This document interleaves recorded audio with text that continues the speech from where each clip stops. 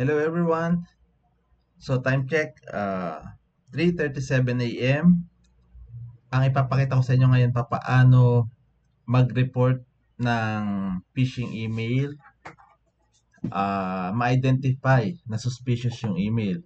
So in this scenario, naka-receive ako ng suspicious email tungkol sa PayPal.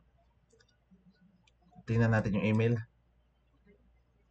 So dito pa lamang, service international me, your account has been suspended. So ito yung nilalaman ng email. Kung mapapansin natin, PayPal, may logo, login to PayPal. Pero pang titingnan natin itong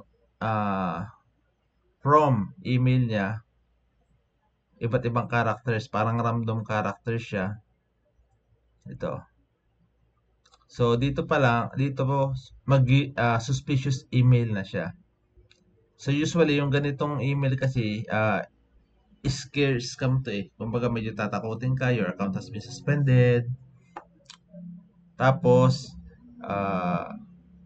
yung iba kapag ka nabigla, natakot, maglalagin sa PayPal account. Pag login nila sa PayPal account, kala nila naglalagin sila sa PayPal, hindi nila alam naglogin sila doon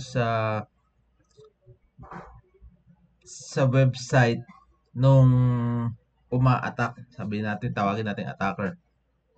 Kukunin yung kanilang details tapos yun, ma-hack na yung kanilang PayPal account.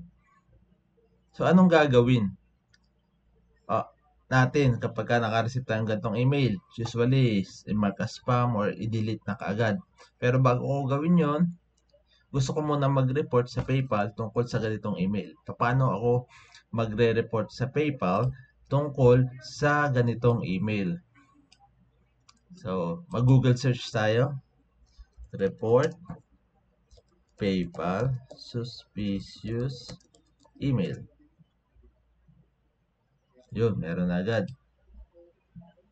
Yan, report a suspicious email or website, combat fraud.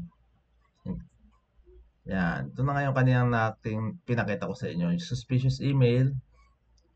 Phishing is an illegal attempt to phish your private, sensitive data. Ito na yung kanina, maglalagin ka.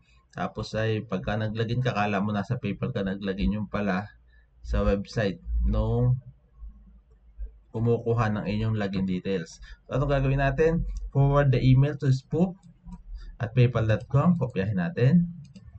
Do not alter the subject line. So, ipo-forward lang siya. Talaga dapat. Delete the suspicious email from your inbox. O kapag na-forward na natin, tsaka natin i-delete. Try natin. Kanina na-forward ko na to, pero for the sake of the video, ipo-forward ko ulit. Forward. Spoof at paypal.com. Message sent. So, okay, ganun lang kadali.